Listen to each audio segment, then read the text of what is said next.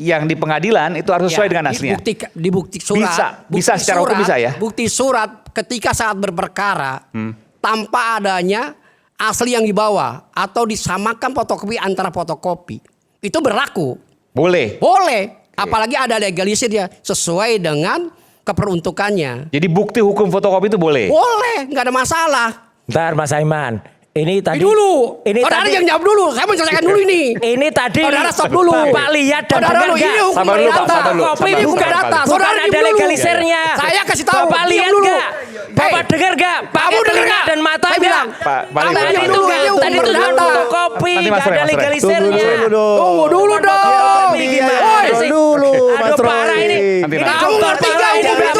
Parah. Oke. Parah.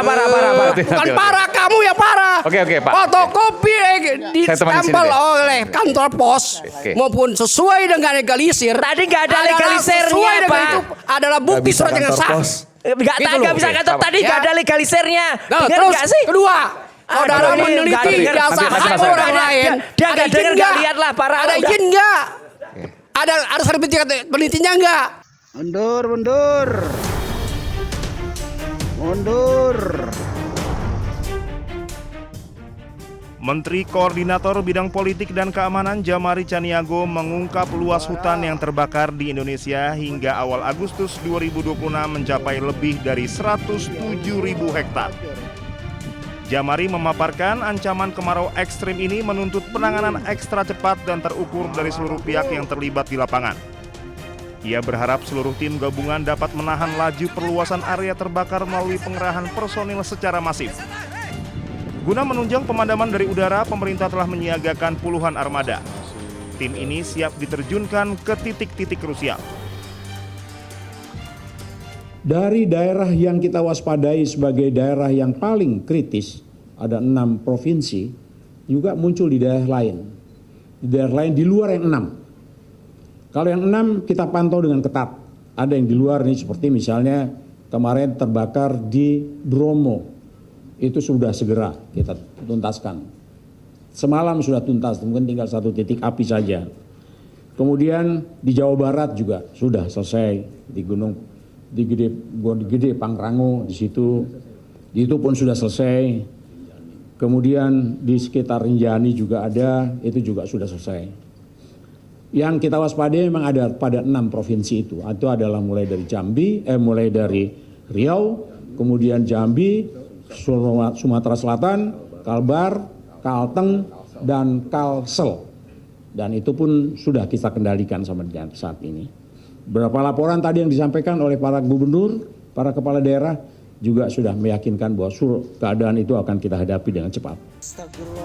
Sebelumnya, Menteri Keuangan Purbaya Yudi Sadewa mengatakan pemerintah tengah menyiapkan paket stimulus pada semester 2 2026 untuk mengantisipasi dampak El Nino yang sudah mulai aktif sejak Juni dan berpotensi mempengaruhi berbagai sektor.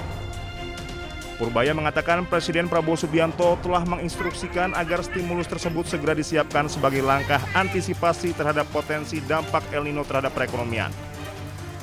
Sekiranya akan diumumkan kapan Pak untuk El Nino, stimulus El Nino? Diumumkan kapan kira-kira Pak? Begitu selesai ya kita jalan. Saya masih diskusikan sekarang. Ini kan kalau diskusi kadang-kadang nggak langsung sejam selesai.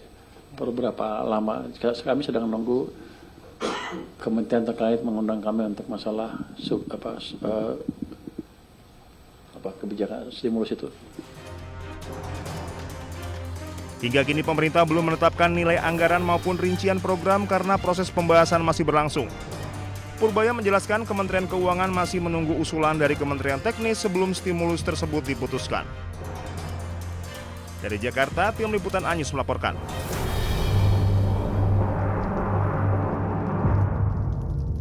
Tadi membahas tentang isu-isu strategis. Saya menghimbau kepada seluruh masyarakat agar jangan mudah terprovokasi oleh beredarnya berita-berita di media sosial yang belum bisa dipertanggungjawabkan kebenarannya, yang menimbulkan ketidaknyamanan masyarakat. Saya menghimbau kepada masyarakat agar tetap melaksanakan aktivitas seperti biasa, dan TNI sudah dan akan terus melaksanakan patroli di wilayah-wilayah untuk mengamankan masyarakat dan membuat rasa aman di masyarakat. Jadi kemarin juga sebenarnya yang pertama buat laporan polisi itu adalah pihak kita. Karena kita membuat laporan polisi itu untuk membantu pihak keluarga, karena kan banyak tudingan-tudingan juga kepada keluarga yang ada menuduh keluarga menerima uang dan lain-lainnya. Jadi kita membuka laporan polisi agar peristiwa ini terang benderang dan tidak memunculkan spekulasi di tengah-tengah masyarakat.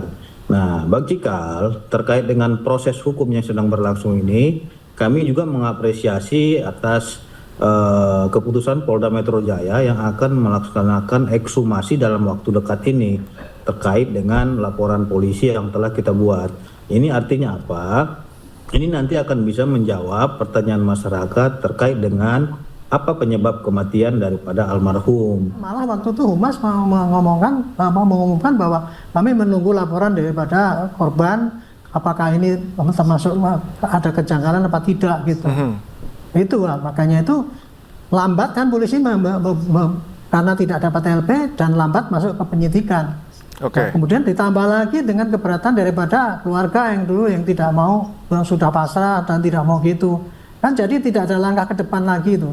Untunglah ini tadi Pak Fitra itu mau melaporkan, kemudian disusul dengan keluarganya, dan kemudian saya tadi juga dengar dari informasi keluarganya, dan memang terlalu banyak kejanggalannya ya Pak. Misalnya contohnya begini ya, itu orang korban ditemukannya kan jam berapa pagi-pagi gitu ya, itu kirim telepon ke sana ya Pak, itu ngaku teleponnya si apa itu Pak Trimo itu, itu.